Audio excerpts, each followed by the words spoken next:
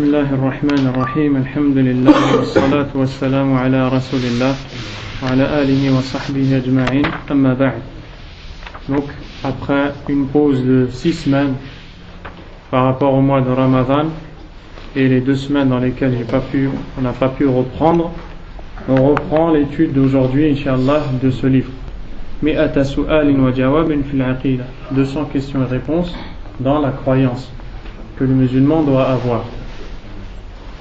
Et aujourd'hui c'est le 32e cours. Le 32e cours. On est toujours en train de parler des piliers de la foi.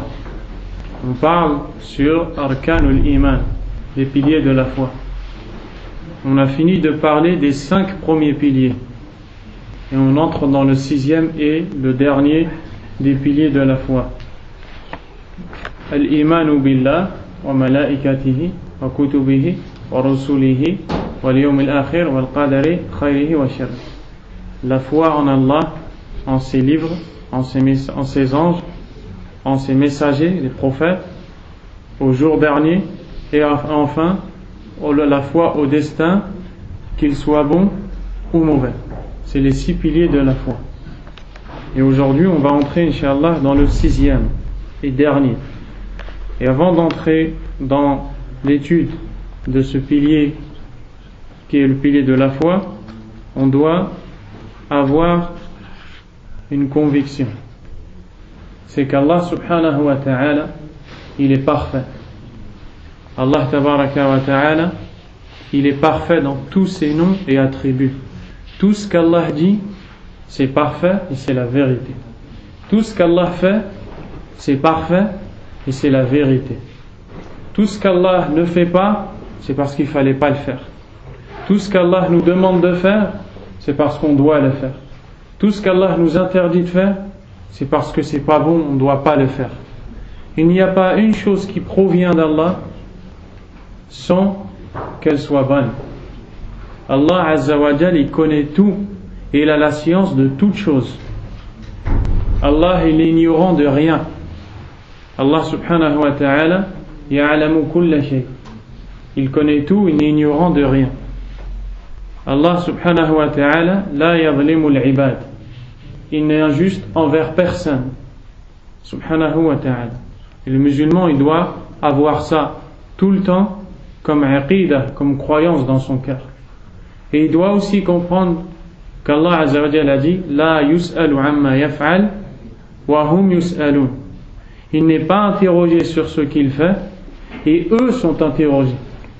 C'est-à-dire que nous, les serviteurs d'Allah, nous n'avons pas le droit de demander pourquoi Allah fait ça, pourquoi Allah demande ça, pourquoi Allah interdit ça. Et nous, Allah va nous demander pourquoi on a fait ça et pourquoi on n'a pas fait telle et telle chose. Allah, c'est lui qui pose les questions, subhanahu wa ta'ala. C'est lui qui interroge. Et nous, on est les interrogés et on n'interroge pas. On se soumet. Mais si on sait qu'Allah est hakim et alim, si on sait qu'Allah subhanahu wa ta'ala, il est sage, donc il ne fait pas d'injustice. Et il sait tout, donc il ne fait pas une chose par ignorance, subhanahu wa ta'ala, on va comprendre bien qu'est-ce que c'est la foi au destin. Qu'est-ce que c'est la foi au destin? طيب. Maintenant on va rentrer dans la foi au destin. السؤال الثامن والثلاثون بعد المئة, la question 138. ما دليل الإيمان بالقدر جملة? Quelle est la preuve de la foi au destin de manière globale?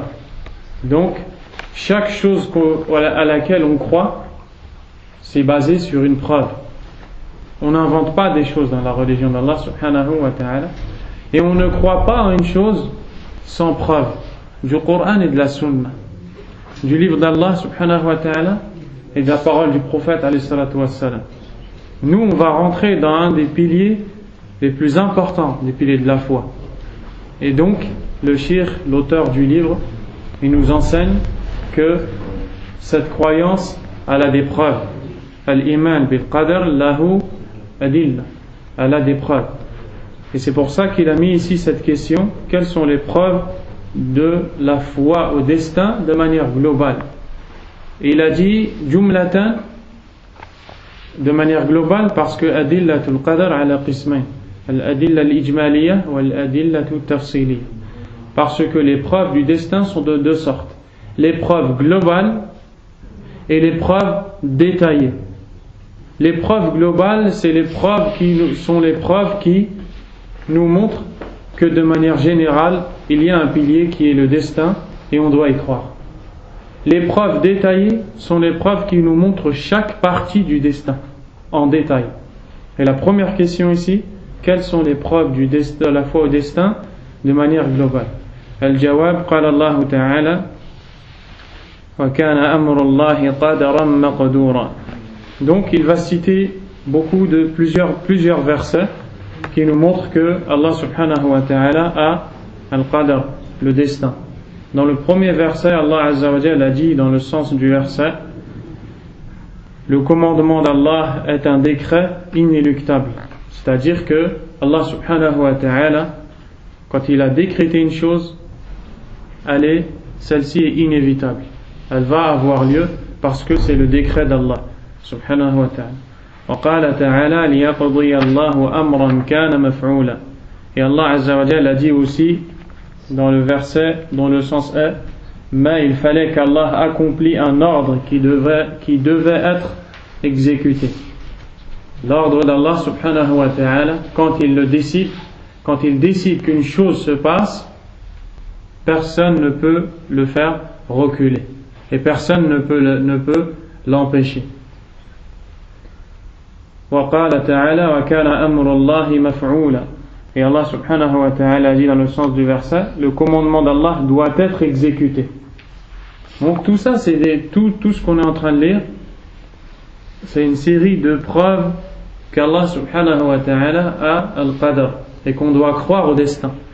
وقال تعالى ما أصاب من مصيبة إلا بإذن الله ومن يؤمن بالله يهدي قلبه. الآية. Allah subhanahu wa ta'ala, dans le sens du verset, a dit nul malheur atteint l'homme que par la permission d'Allah, et quiconque croit en Allah, il guide son cœur. Ay ma asabat ahadan musibatun illa bi'idnillahi wa qadarihi wa man yu'min billah fayasbir wa ya'taqidu anna hadhihi al-musibah muqaddarah wallahu azza wa jalla huwa alladhi qaddaraha yahdi qalbah fayaj'aluhu mutma'inna. Donc dans ce verset, Allah nous explique que chaque malheur qui atteint une personne, atteint cette personne par la volonté, par la permission d'Allah, c'est-à-dire par le décret d'Allah.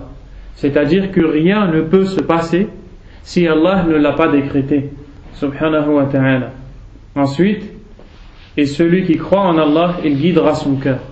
Celui qui croit en Allah, c'est-à-dire celui qui croit que ce malheur qui l'a touché, yarhamukallah, ou cette épreuve qui l'a touché provient d'Allah. Par sa sagesse, il l'a décrété et il sait pourquoi il l'a décrété, et à cause de cette croyance-là, il va patienter devant ce malheur. Allah guidera son cœur. Il fera en sorte, yarhamukallah, que son cœur soit tranquille et soit calme. Il ne sera pas excité, il ne sera pas perturbé, parce qu'il sait que de toute manière, tout ce qui se passe, c'est par la volonté d'Allah subhanahu wa ta'ala.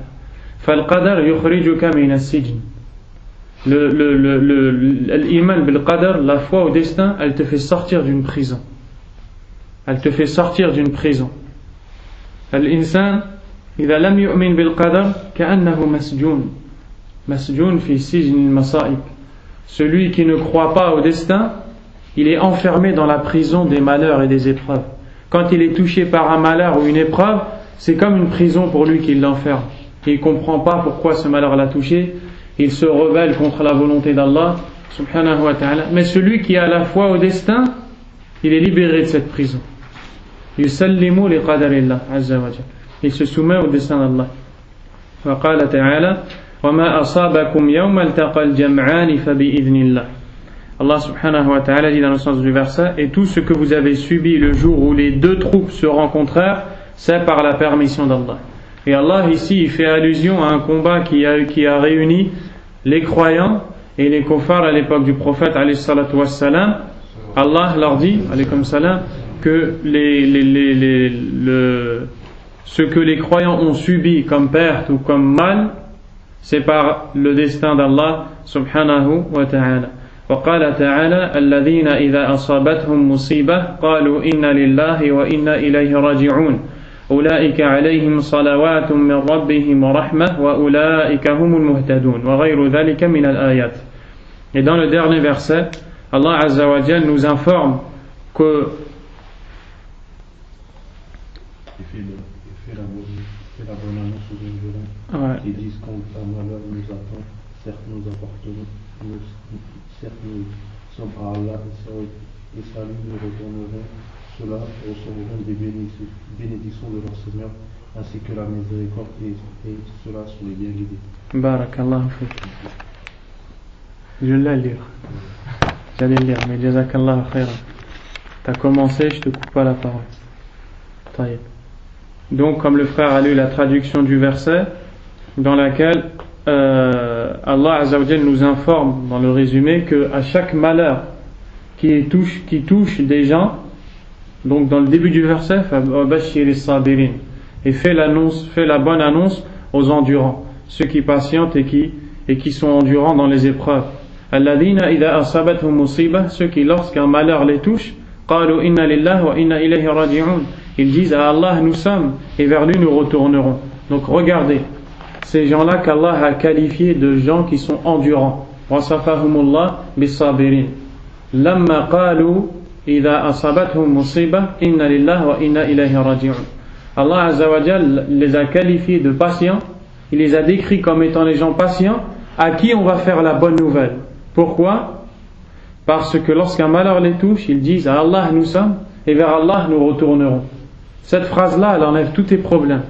N'importe quel problème qui t'atteint, si tu te rappelles que tu es Allah et que tu retourneras vers Allah, ce problème il va devenir petit devant tes yeux. Il ne va pas devenir énorme comme la plupart des gens. Quand ils sont touchés par un souci ou un malheur, ils le gonflent, ils le grandissent et ils vivent qu'en pensant à ce malheur. Mais le croyant, lui, il dit inna lillahi wa inna ilayhi raji'un. Allah nous sommes et vers Allah nous retournerons. Donc il ne va pas s'attacher à cette dunya. Il sait qu'il va quitter ce bas monde. Il prend ce mal en patience. فَتَنْقَلِبُ هَذِهِ نِقْمَةً فِي حَقِّهِ نِعْمَةً. Et ce malheur pour lui devient un grand bienfait. Pourquoi? لأنه فرصة يأخذ بها حسنات عظيمة. Parce que ça devient une occasion par laquelle il prend beaucoup de hasanat. أولئك عليهم صلوات من ربهم ورحمة وأولئك هم المهتدون. Allah Azza wa Jal fait les éloges de ces gens-là et leur fait miséricorde et les guide. وتقدم في حديث جبريل وتؤمن بالقدر خيره وشره. Et comme le prophète alayhi salam nous a enseigné dans le hadith rapporté par Muslim, le hadith de Jibril, dans lequel le prophète a dit à Jibril qui était venu sous l'apparence d'un homme, وتؤمن بالقدر خيره وشره. Et que tu dois croire au destin, qu'il soit bon ou mauvais. وقال صلى الله عليه وعلى آله وسلم وَاعْلَمْ أَنَّ مَا أَصَابَكَ لَمْ يَكُنْ لِيُخْطِئَكَ وَمَا أَخْطَأَكَ لَمْ يَكُنْ لِيُصِيبَكَ. Le prophète alayhi salam dit à Abdullah ibn Abbas radiyallahu anhuma, et sache que ce qui t'a touché comme malheur n'aura pu t'éviter. Alaykum salam. Tu n'aurais pas pu éviter le malheur qui t'a touché. Et ce que tu as, on va lire directement la traduction. Sache que ce qui t'a atteint ne pouvait pas te rater, et que ce qui t'a raté ne pouvait pas t'atteindre. Donc voilà, c'est واضح. وقال صلى الله عليه وعلى آله وسلم وإن أصابك شيء فلا تقل لو أني فعلت لكان كذا وكذا ولكن قل قدر الله وما شاء فعل. Donc dans ce hadith, le prophète alayhi salam dit, et si quelque chose t'atteint, ne dis pas si j'avais agi de telle sorte, il serait advenu ceci ou cela, mais dis plutôt Allah avait décrété cela, et ce qu'il veut, il le fait.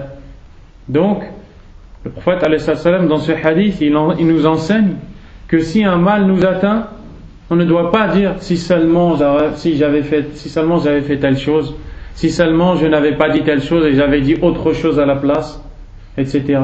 Quand on rentre dans une chose, quand on fait une chose et après un malheur il nous atteint, on ne dit plus si seulement, si seulement. Pourquoi? Le prophète alayhi salam dit وَلَكِنْ قُلْ قَدَّرَ اللَّهُ وَمَا شَاءَ فَعَلْ, mais dis plutôt Allah a décrété et ce qu'il veut, il le fait. Ça t'enlève toute mauvaise pensée et ça te sort de cette prison directement. Et dans la fin du hadith qu'il n'a pas cité ici, le prophète alayhi salatu wassalam dit فَإِنَّ لَوْ تَفْتَحُ عَمَلَ الشَّيْطَانِ, car la parole si, de dire si seulement, ouvre la porte à Shaitan. Parce que si la personne commence à dire si seulement, elle va s'égarer. Elle risque même peut-être de ne pas croire au destin d'Allah subhanahu wa ta'ala. وقال صلى الله عليه وعلى آله وسلم كل شيء بقدر حتى العجز والكيس. Ces hadiths-là, ils sont rapportés par le Bukhari et par Muslim. Donc dans le dernier hadith qu'il a cité, le prophète alayhi salam a dit toute chose est créée avec mesure, même l'incapacité et l'intelligence. C'est-à-dire que même une personne qui est incapable, et une autre qui est intelligente, une autre qui est forte, une autre qui est faible, une autre qui est grande, une autre qui est petite, toutes ces choses-là font partie de ce qu'Allah a décrété. Subhanahu wa ta'ala. Donc toutes les preuves qu'on vient de voir sont les preuves qui nous montrent qu'on doit croire au qadar, au destin. On doit croire au qadar qui est le destin. Donc maintenant on a compris que min arkan al-iman bil qadar, parmi les piliers de la foi au destin. هذا الإيمان له أربع مراتب. Croire au destin implique 4 choses, ou bien la foi au destin à 4 degrés. Lorsqu'on parle de croire au destin, il faut savoir que dans la croyance, dans la foi au destin, on doit croire à 4 choses. Et là maintenant, on va rentrer dans le destin en détail. Ce qu'on vient de voir en premier, Adillatul Qadri al-Ijmaliyya. On vient de voir les preuves de la foi au destin, les preuves globales. وَالْآنَ نَدْخُلُ فِي الْأَدِلَّةِ التَّفْصِيلِيَّةِ. Et maintenant, on va rentrer dans les preuves détaillées, point par point. Al-Iman bil Qadar lahu 4 maratib. La croyance au destin à 4 degrés. C'est pour cela que la question 139 est السؤال التاسع والثلاثون بعد المئة كم مراتب الإيمان بالقدر. De combien de niveaux la foi au destin compte-t-elle? الجواب الإيمان بالقدر على 4 مراتب. La réponse, la foi au destin à 4 niveaux. Donc on va voir maintenant les 4 niveaux. C'est-à-dire que croire au destin implique de croire à 4 choses. المرتبة الأولى الإيمان بعلم الله المحيط بكل شيء الذي لا يعزب أي لا يبعد عنه مثقال ذرة في السماوات ولا في الأرض وأنه تعالى قد علم جميع خلقه قبل أن يخلقهم وعلم أرزاقهم وآجالهم وأقوالهم وأعمالهم وجميع حركاتهم وسكناتهم وأسرارهم وعلانيتهم وَمَنْ هُوَ مِنْهُمْ مِنْ أَهْلِ الْجَنَّةِ وَمَنْ هُوَ مِنْهُمْ مِنْ أَهْلِ النَّارِ.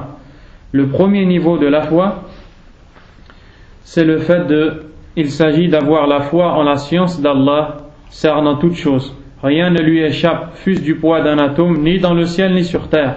Aussi qu'Allah connaissait toutes ces créatures avant de les créer. De même, il connaissait leur subsistance, les termes de leur vie, leurs paroles, leurs œuvres et l'ensemble de leurs faits et gestes, leur silence, leurs secrets et ce qu'ils divulguent, qui parmi eux fait partie des habitants du paradis et qui parmi eux fait partie des habitants de l'enfer. Donc, le premier degré de la foi au destin, c'est de croire qu'Allah subhanahu wa ta'ala connaît toutes choses. Tout ce qui arrive ou ce qui va se passer, tout ce qui s'est passé, tout ce qui a eu lieu dans le passé. Alaykum salam. Ma kana fil madi wa ma yakunu fil hadir, et tout ce qui se passe dans le présent. Wa ma sayakunu fil mustaqbal, et tout ce qui va avoir lieu dans le futur. وَمَا لَمْ يَكُنْ لَوْ كَانَ كَيْفَ يَكُنْ. Et même, alaykum salam, même ce qui n'a pas eu lieu, si ça devait avoir lieu, Allah sait comment ça aurait été. Donc Allah Azza wa Jalla a la science de toutes choses. Rien n'échappe à la science, rien n'échappe à la connaissance d'Allah. Et c'est le premier degré de la foi au destin. De croire qu'Allah connaît tout, subhanahu wa ta'ala. C'est le premier degré. À un point où il connaît toutes nos subsistances, tout ce qu'on va avoir, tout ce qu'on va manger, tout ce qu'on va boire. Il connaît toutes nos paroles, les paroles qu'on a dites dans le passé, celles qu'on va dire dans le futur. Allah subhanahu wa ta'ala, il connaît tous nos mouvements, tous nos faits et gestes. Il sait qui parmi nous entrera au paradis, qui parmi nous entrera en enfer. Et c'est le premier degré de la foi au destin. Al-martabatu thaniya الإيمان بكتابة ذلك وأنه تعالى قد كتب جميع ما سبق به علمه أنه كائن وفي ضمن ذلك الإيمان باللوح والقلم. Le deuxième degré, il s'agit de la foi à l'écriture de cela, c'est-à-dire de croire qu'Allah a écrit toutes ces choses qu'il connaît, de croire qu'Allah Azza wa Jalla a écrit tout ce qui va se passer, le destin, et qu'il a écrit tout ce dont il connaissait à l'avance l'existence. Cela englobe également la foi à la table gardée et à la plume, al-qalam.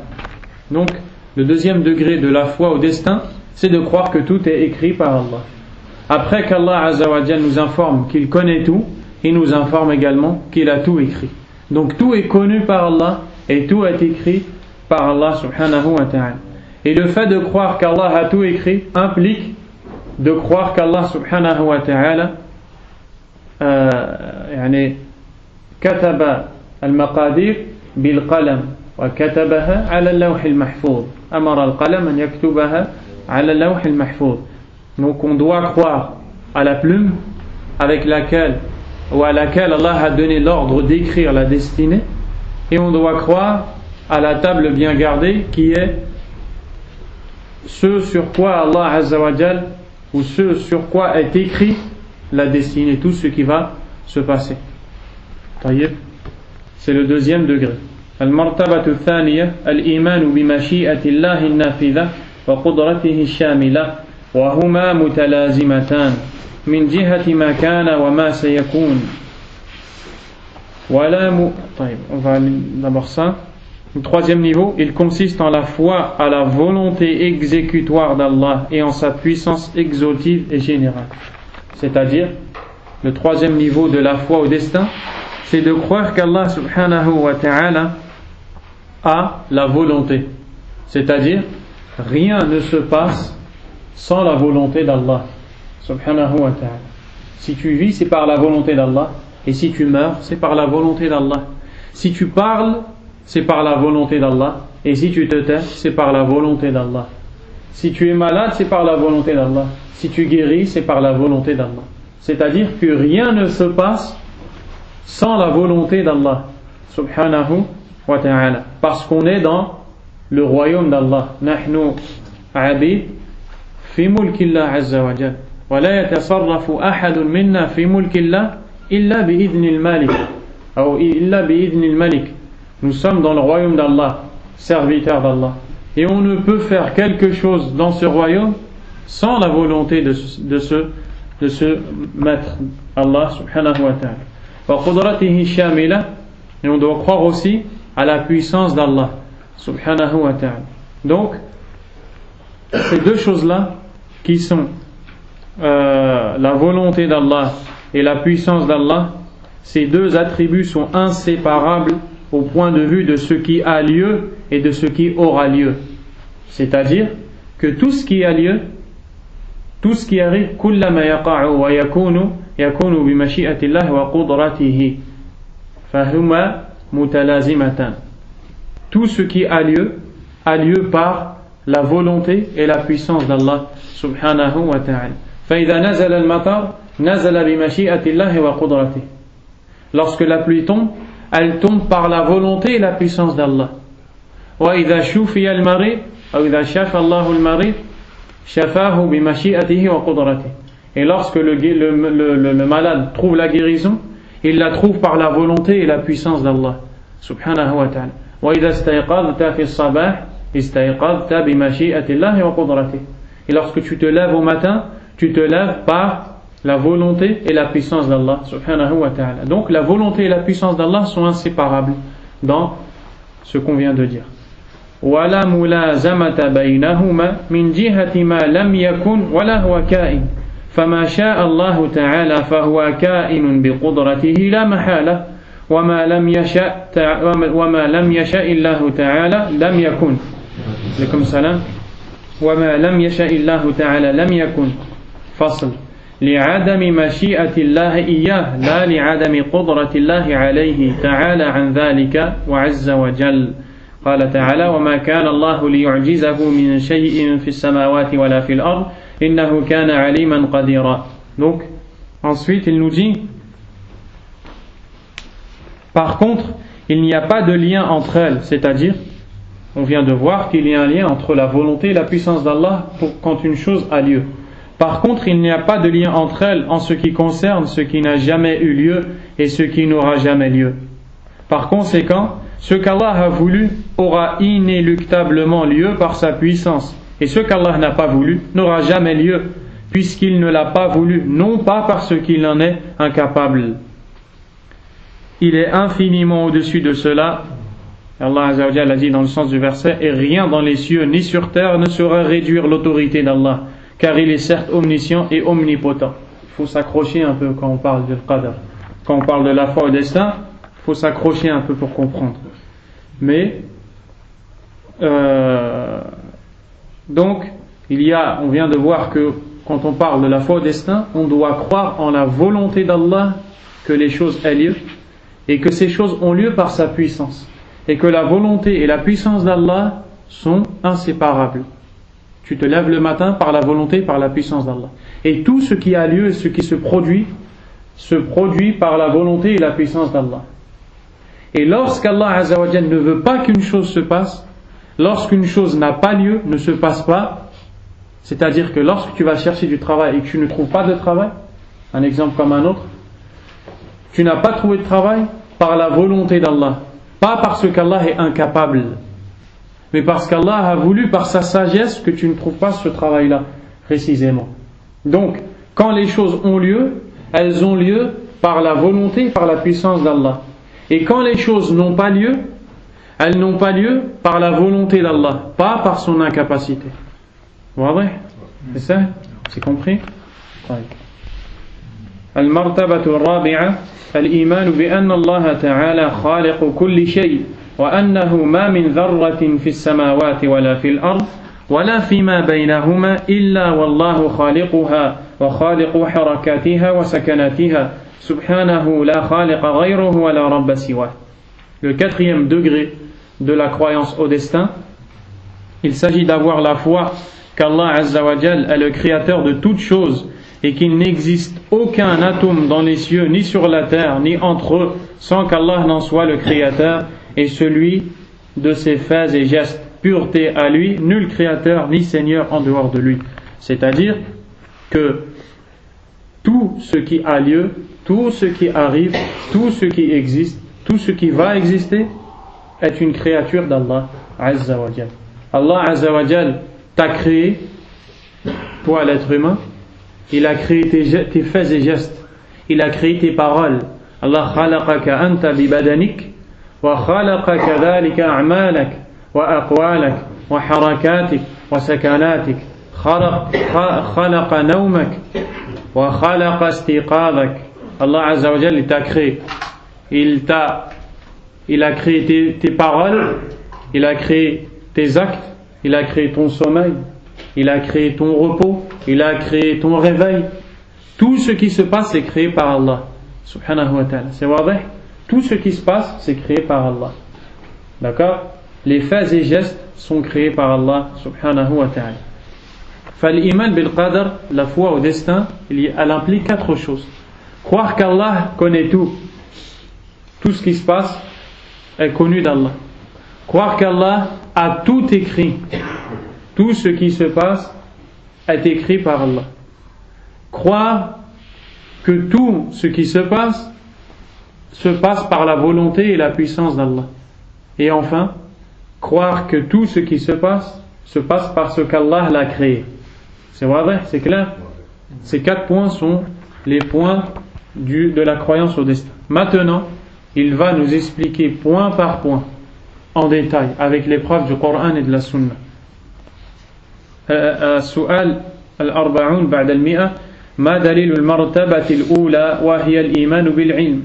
La question 140, quelle est la preuve du premier niveau, c'est-à-dire le niveau, la foi à la science divine, la foi qu'Allah connaît tout ce qui se passe. Quelle est la preuve de tout cela? Et il va nous citer plusieurs preuves du Coran et de la Sunna. Al-Jawab, la réponse, قال الله تعالى هو الذي لا إله إلا هو عالم الغيب والشهادة. Dit, c'est lui Allah, nulle divinité autre que lui, c'est-à-dire nulle autre divinité à part Allah mérite l'adoration, le connaisseur de l'invisible tout comme du visible. Donc alimul ghaybi wa shahada, idhan Allah ya'lamul ghayb wa shahada, ya'lamu kulla shay. Donc il y a dans ce verset une preuve qu'Allah connaît l'invisible, et l'invisible il connaît donc tout, subhanahu wa ta'ala. Wa qala ta'ala wa anna Allah qad ahata bi kulli shay'in ilma. Et dans l'autre verset, et qu'Allah a embrassé toute chose de son savoir, c'est-à-dire que le savoir d'Allah a atteint toute chose, rien n'échappe à la connaissance d'Allah subhanahu wa ta'ala. وقال تعالى عالم الغيب لا يعزب أي لا يبعد عنه مثقال ذرة في السماوات ولا في الأرض ولا أصغر من ذلك ولا أكبر. Et dans l'autre verset, dit, par mon Seigneur, très certainement elle vous viendra, c'est-à-dire l'heure, le jugement dernier. Le connaisseur de l'inconnaissable, donc là on parle d'Allah, le connaisseur de l'inconnaissable, l'inconnaissable pour nous, mais pour lui tout est connaissable, ne lui échappe pas le poids d'un atome dans les cieux comme sur terre, ni rien de plus petit ni de plus grand, c'est-à-dire rien n'échappe à la connaissance d'Allah. Même une chose du poids d'un atome, même une chose à l'œil nu qui est invisible n'échappe pas à la connaissance d'Allah. Allah il sait tout subhanahu wa ta'ala. Dans l'autre verset, وقال تعالى وعنده مفاتيح الغيب لا يعلمها إلا هو, c'est-à-dire c'est lui qui détient les clés de l'inconnaissable, nul autre que lui ne les connaît. وجاء تفسير مفاتيح الغيب في سورة لقمان, et l'explication, le détail des clés de l'inconnaissable est venu dans Surat Luqman. Allah dit Inna Allaha indahu ilmu as-sa'a wa yunazzilu al-ghayth wa ya'lamu ma fil arham wa ma tadri nafsun madha taksibu ghadan wa ma tadri nafsun bi ayyi ardin tamut. Hadihi mafatihul ghayb. Les clés de l'inconnaissable sont au nombre de 5. Elles ont été citées dans un hadith dans lequel le prophète alayhi salam nous dit que les 5 clés de l'inconnaissable, c'est-à-dire, on va détailler après, les 5 clés de l'inconnaissable sont ce qu'Allah a cité dans le verset, en disant, dans le sens du verset, Inna Allaha indahu ilmu sa'a. Allah a auprès de lui la science de l'heure, c'est-à-dire, il est le seul à savoir quand l'heure arrivera, l'heure du jugement d'Allah. Wa ya'lamu ma wa yunazzilu al-ghayth, et c'est lui qui fait descendre la pluie. Donc, alaykum salam, c'est lui qui sait quand la pluie va descendre, à quelle quantité elle va descendre, où est-ce qu'elle va descendre, quand est-ce qu'elle va s'arrêter, et personne d'autre qu'Allah ne sait ça. Alaykum salam. La météo ce n'est que des prévisions, mais Allah Azza wa Jal, lui, il sait si vraiment elle va arriver cette pluie ou non. Troisièmement, wa yunazzilu al-ghayth wa ya'lamu ma fil arham, et il sait ce qu'il y a dans les matrices, c'est-à-dire dans les utérus, c'est-à-dire il sait ce qu'il y a dans les ventres des mères. Est-ce que c'est des filles, est-ce que c'est des garçons, est-ce que c'est des jumeaux, hein? Il n'y a pas de contradiction avec ça et le fait que quand on fait l'échographie on peut le savoir, car quand Allah subhanahu wa ta'ala dit qu'il est le seul à savoir ce qu'il y a dans le ventre, il parle à partir du moment où le spermatozoïde s'est mélangé à l'ovule. Personne ne peut savoir si c'est un garçon ou une fille. Allah lui il le sait, et après il donne la science à ses serviteurs en leur donnant accès à l'échographie. Mais avant, au début, au début de la fécondation, seul Allah sait si c'est un garçon ou une fille. Quatrièmement, وَمَا تَدْرِي نَفْسٌ مَاذَا تَكْسِبُ غَدًا, et aucune âme ne sait ce qu'elle va faire demain. Donc aucune personne ne sait ce qu'elle va faire demain. Elle prévoit des choses, mais elle ne sait pas si vraiment elle va les faire ou pas. Le seul qui sait ce qu'on va faire demain, c'est Allah. وَلَا تَدْرِي نَفْسٌ بِأَيِّ أَرْضٍ تَمُوتُ, et aucune âme ne sait dans quelle terre elle mourra. Personne ne sait où il va mourir. Personne ne sait où est-ce qu'on va mourir. Donc ces 5 choses sont appelées par le prophète et par Allah Azza wa Jalla avant tout les clés de l'inconnaissable. Pourquoi? Parce que tout ce qui est inconnu, tout ce qui est invisible, tout ce qui est inconnu, tout ce qui est dans l'avenir va découler d'une de ces 5 choses. Donc c'est les 5 bases de la science de l'invisible. Et seul Allah Azza wa Jalla les connaît, subhanahu wa ta'ala. Wa qala ta'ala, Allahu a'lamu haythu yaj'alu risalata. C'est-à-dire, Allah sait mieux où placer son message. Allah Azza wa Jalla, il choisit des prophètes, il choisit des compagnons pour ses prophètes, il choisit des savants, il choisit des gens qui détiennent la science. Et Allah sait mieux à qui il donne son message et où est-ce qu'il place la science.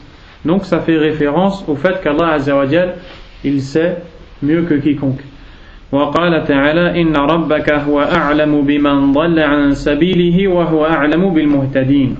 C'est-à-dire, c'est ton Seigneur qui connaît mieux ceux qui s'égarent de son chemin et il connaît mieux les bien guidés. Donc encore une fois, Allah nous montre, subhanahu wa ta'ala, qu'il sait qui est dans le droit chemin, qui va rester dans ce droit chemin, à quel niveau de foi il sera dans ce droit chemin, et s'il s'égare, Allah sait qui va s'égarer, pourquoi il s'égare, quand il va s'égarer, si un jour il revient, Allah sait qu'il va revenir.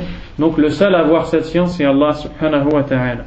وقال تعالى أليس الله بأعلم بالشاكرين, c'est-à-dire, n'est-ce pas Allah qui sait mieux ceux qui sont les reconnaissants. Donc Allah nous montre que c'est lui qui connaît les serviteurs reconnaissants parmi ses créatures.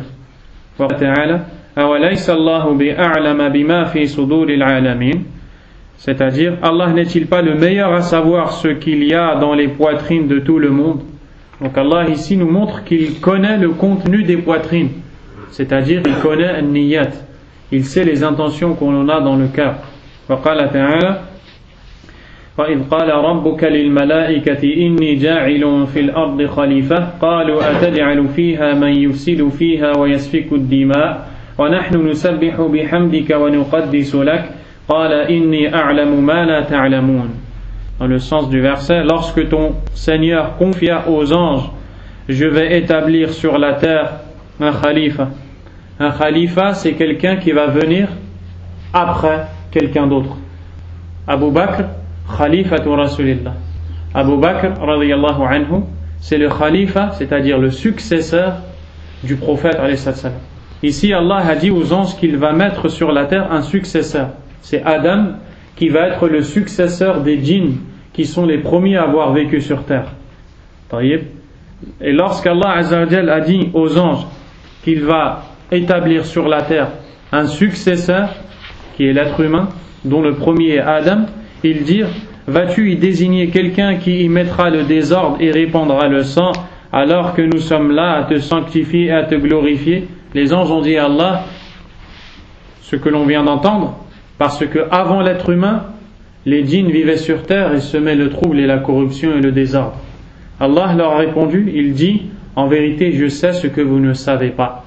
C'est-à-dire, je sais que chez les humains, il va y avoir des pieux, il va y avoir des prophètes, il va y avoir des compagnons, il va y avoir des gens qui vont obéir, il va y avoir des gens soumis qui n'adoreront que Allah. Et ça, vous ne le savez pas. Donc Allah nous montre qu'il sait ce qu'on ne sait pas.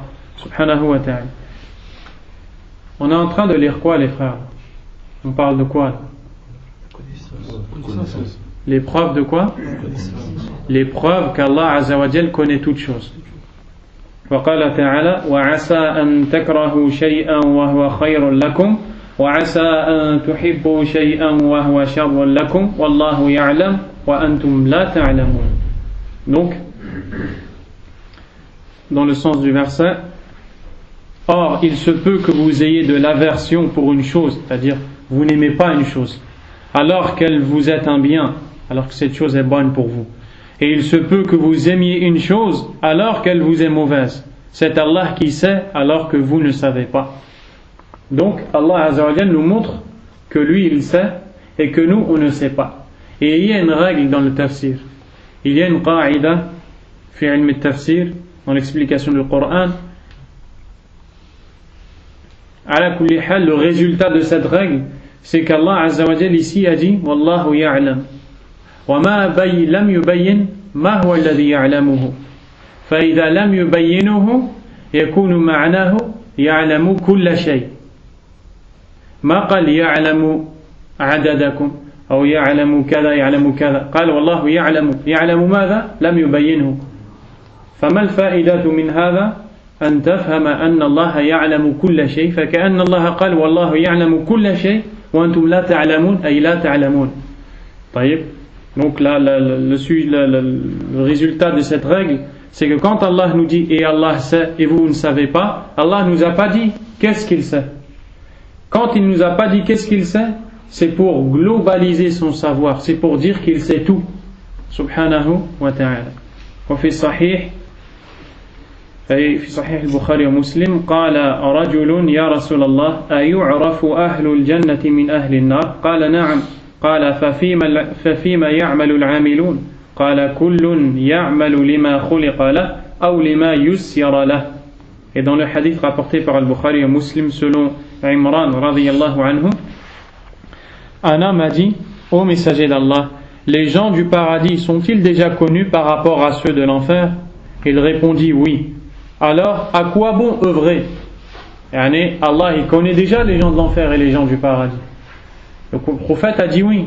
Le compagnon a dit à quoi ça nous sert alors de faire des bonnes actions? Le prophète a répondu chacun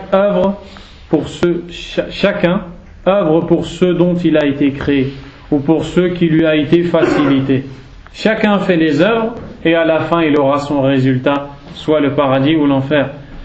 Donc dedans on apprend qu'Allah connaît les gens du paradis et les gens de l'enfer. وفيه سئل النبي صلى الله عليه وعلى آله وسلم عن أولاد المشركين أي أين مصيرهم فقال الله أعلم بما كانوا عاملين أو لو كانوا كبارا الله أعلم بما كانوا يعملون. Donc le prophète alayhi salatu wassalam a été interrogé sur le devenir des enfants des associateurs qui meurent en bas âge, les enfants des mécréants qui meurent en bas âge. Quel est leur devenir? Car ils sont morts avant l'âge de la responsabilité religieuse. Quel est leur devenir? Le prophète sallallahu alayhi wa sallam a répondu à ce compagnon Allah sait mieux comment ils auraient œuvré. C'est-à-dire que Allah Azza wa Jal sait ce que ces enfants auraient fait s'ils avaient grandi. Ils auront donc le paradis ou l'enfer en fonction de la science qu'Allah a de ce qu'ils auraient fait s'ils avaient grandi. C'est pour ça qu'on a dit Allahu ya'lamu ma lam yakun law kana kayfa yakun. Allah sait ce qui n'a pas eu lieu. Si cette chose avait eu lieu, Allah sait comment elle aurait été. Un exemple, alaykum salam, un exemple c'est le hadith ici. Lorsqu'ils ont dit Ya Rasulallah, ces enfants qui meurent en bas âge, qui ne sont pas issus de parents croyants, quel est leur devenir? Où vont-ils aller? Le prophète a dit Allah sait ce qu'ils auraient fait s'ils avaient grandi. Donc en fonction de la science qu'il a, ils iront soit au paradis, soit en enfer. وفي صحيح مسلم قال رسول الله صلى الله عليه وسلم إن الله خلق للجنة أهلا خلقهم لها وهم في أصلاب آبائهم وخلق للنار أهلا خلقهم لها وهم في أصلاب آبائهم رواه البخاري أو رواه مسلم عفوا من حديث عائشة رضي الله عنها. Donc ce hadith authentique, le prophète sallallahu alayhi wa sallam nous dit certes Allah a créé pour le paradis des gens qu'il a créés pour celui-ci alors qu'ils étaient encore dans les reins de leurs parents, et il a créé pour l'enfer des gens qu'il a créés pour celui-ci alors qu'ils étaient encore dans les reins de leurs parents. C'est-à-dire avant même que l'on soit créé, Allah Azza wa Jalla a créé le paradis et l'enfer, et il a destiné le paradis à des gens et l'enfer à d'autres. وفيه قال صلى الله عليه وسلم إن الرجل لا يعمل عمل أهل الجنة فيما يبدو للناس أي فيما يظهر للناس فيظهر للناس أن هذا العمل عمل صالح إلا أن نيته فاسدة وهو من أهل النار بسبب نيته الفاسدة وإن الرجل لا يعمل عمل أهل النار فيما يبدو للناس وهو من أهل الجنة. Le prophète sallallahu alayhi wa sallam a dit: certes, l'homme accomplit l'œuvre des gens du paradis selon ce qu'il paraît aux gens, alors qu'il fait partie des gens de l'enfer. Et certes, l'homme accomplit l'œuvre des gens de l'enfer selon ce qu'il semble aux gens, alors qu'il est des gens du paradis. C'est-à-dire, il se peut qu'une personne fasse des bonnes actions tout au long de sa vie. Des actions qui, aux yeux des gens, sont des bonnes actions. Mais en vérité, cette personne est mauvaise. Et cette personne a une mauvaise intention. Elle ne fait pas ses actions pour Allah subhanahu wa ta'ala. Et à la fin de sa vie, cette personne va faire des péchés qui vont le conduire en enfer. Et de même, il se peut qu'une personne fasse tout au long de sa vie des péchés, et à la fin de sa vie, son cœur devient bon. Et elle se met à faire des bonnes actions et elle entre au paradis. Elle entre au paradis. Ça ne veut pas dire qu'on doit se dire: ah, peut-être que moi je ne suis pas sincère, peut-être que ça va. C'est pas ça que ça veut dire. Celui qui vient à la mosquée, celui qui obéit à Allah, Inch'Allah, il est sincère. Mais le prophète nous explique ici qu'il se peut qu'une personne fasse des bonnes actions et termine par des péchés pour entrer en enfer, comme il se peut qu'une personne fasse des mauvaises actions et termine par des bonnes actions pour entrer au paradis. Donc on voit qu'Allah Azza wa Jal sait qui sont les gens de l'enfer, des gens du paradis. وفيه قال صلى الله عليه وسلم ما منكم من نفس إلا وقد علم منزلها من الجنة والنار قالوا يا رسول الله فلما نعمل أفلا نتكل أي نترك العمل وننتظر قال لا اعملوا فكل ميسر لما خلق له ثم قرأ قوله عز وجل فأما من أعطى واتقى وصدق بالحسنى فسنيسره لليسرى وأما من بخل واستغنى وكذب بالحسنى فسنيسره للعسرى وغير ذلك من الأحاديث. Donc le dernier hadith, le prophète alayhi salam a dit: il n'y a nulle âme parmi vous sans que sa place au paradis et en enfer ne soit connue, c'est-à-dire ne soit connue d'Allah Azza wa Jal. Les compagnons dirent: ô messager d'Allah, pourquoi alors œuvrons-nous? Nous en tiendrons-nous pas à cela? Ils ont dit: Ya Rasulallah, puisqu'Allah connaît parmi nous qui sont les gens du paradis et qui sont les gens de l'enfer, pourquoi alors on fait des œuvres? Autant qu'on ne fasse rien et qu'on attende. Allah sait, ça ne va pas changer. Alors autant qu'on œuvre, qu'on ne fasse rien, qu'on abandonne les actes. Le prophète alayhi salam leur a dit: non, œuvrez, car chacun on a facilité ce pourquoi il fut créé. C'est-à-dire que le fait qu'Allah connaisse parmi nous les gens de l'enfer, des gens du paradis, ne veut pas dire qu'on doit délaisser les actes, car Allah nous a créés pour œuvrer. Il nous a créés pour faire les actes, il nous a créés pour lui obéir. Donc, le fait que lui, il les connaisse, ne doit pas nous inciter à abandonner, car nous, si lui, il les connaît, si lui, il sait qui sont les gens du paradis et les gens de l'enfer, nous, on ne le sait pas. Nous, on ne le sait pas. Donc, puisque nous, on ne le sait pas, on doit faire des bonnes actions pour entrer au paradis et éviter les péchés qui nous mènent à l'enfer. Donc le prophète leur a dit: non, c'est une mauvaise compréhension de croire qu'il ne faut rien faire. Il faut faire. Alaykoum salam. Il faut œuvrer.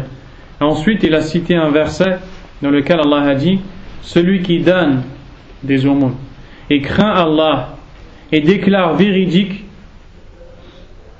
la plus belle récompense, fasanuyassiruhu lil yusra, nous lui conduirons à la chose la plus facile, celle qui mène au paradis. Et dans le fin du verset, on va s'arrêter ici Inch'Allah, dans la fin du verset, celui qui ne croit pas, quant à celui qui est avare et qui se suffit par lui-même, et qui mécroit en la plus belle récompense, nous lui conduirons vers la chose la plus difficile. Donc celui qui fait les sabab, celui qui fait les actions, les bonnes actions, Allah le conduira au paradis, et celui qui fait les péchés, Allah le conduira à l'enfer. Donc le Coran nous dit qu'on doit faire des bonnes actions et délaisser les péchés. Et on continuera avec la 141e question samedi prochain, Inch'Allah. Wallahu alam. Wa sallallahu wa sallam wa baraka ala nabiyyina Muhammadin wa ala alihi wa ashabihi ajma'in. Subhanakallahumma wa bihamdik. Ashhadu an la ilaha illa anta astaghfiruka wa atubu ilayk. Wa barakallahu fikum.